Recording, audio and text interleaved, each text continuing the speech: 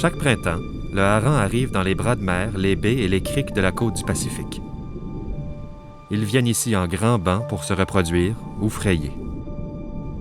Et depuis des générations, mon peuple a récolté des œufs de hareng d'une manière soutenable. Mais maintenant, les choses commencent à changer.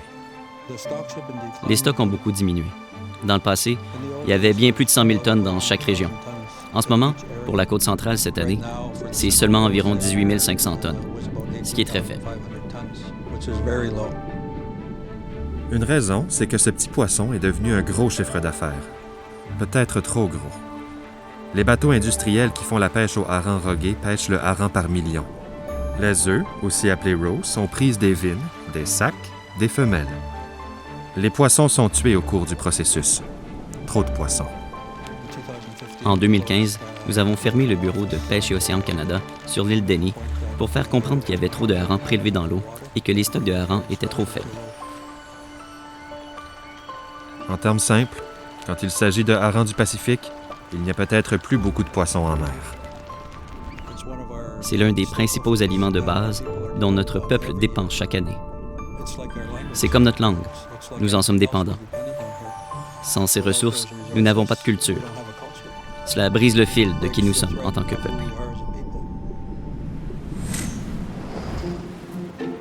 Et s'il existait une autre méthode de récolte des œufs? Une méthode plus durable qui pourrait être utilisée pour une industrie vraiment durable. C'est la méthode œuf sur varech. Donc tu peux voir de l'équipement derrière moi. C'est pour une pêche commerciale pour les haysock. Nous pêchons sur des varechs plats. Ce que nous appelons gagalis. Notre peuple l'utilise à des fins de subsistance et de vente commerciale, principalement sur le marché japonais. Le hareng frais sur le varech est récolté puis vendu comme un mets délicieux. L'avantage de cette pêche, c'est qu'elle ne tue pas le hareng. Le hareng vit pour frayer encore de nombreuses années. Ça semble simple, non?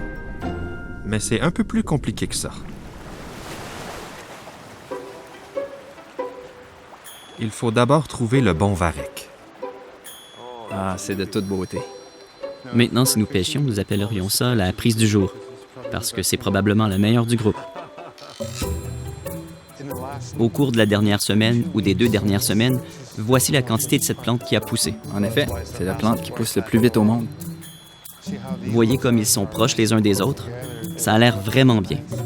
Mais pour la couverture, nous voulons un peu d'espace. Ça permet aux harengs d'avoir la liberté de nager entre les feuilles.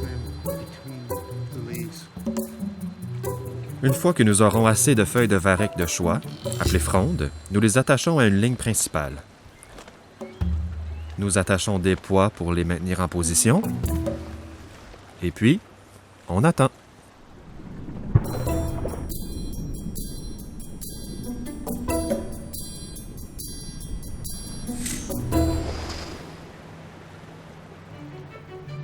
Et après seulement quelques jours, dans des bateaux par douzaines, les pêcheurs de Bella Bella se sont mis en route pour commencer la récolte.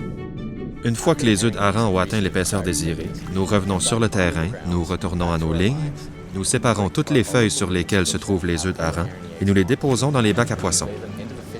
Nous salons chaque couche pour que, d'une part, elles ne collent pas ensemble, et d'autre part, c'est une méthode de conservation. Cette manière de faire la récolte d'œufs de hareng est une activité commerciale essentielle pour nous, qui apporte des emplois et des revenus à notre communauté, et tout le monde prend part. J'ai grandi sur l'eau en faisant des récoltes. C'est une grande partie de ma vie. Vous savez, c'est une grande partie de mon identité, de ce que je suis en tant que haysock. Traditionnellement, les femmes restent à la maison et préparent, vous savez, tous les aliments traditionnels qui sont apportés.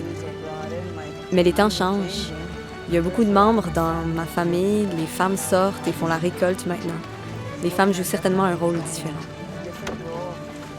Une chose qui n'a pas changé, nous prenons un peu et nous laissons beaucoup. C'est ce que nous appelons la coupe. C'est donc un poids supplémentaire que nous retirons, du produit que nous apportons à l'usine de transformation. Maintenant, ceux qui coulent ont la possibilité de frayer, puis de revenir. Et s'ils frayent et reviennent, c'est un petit supplément que nous avons pour les prochaines années.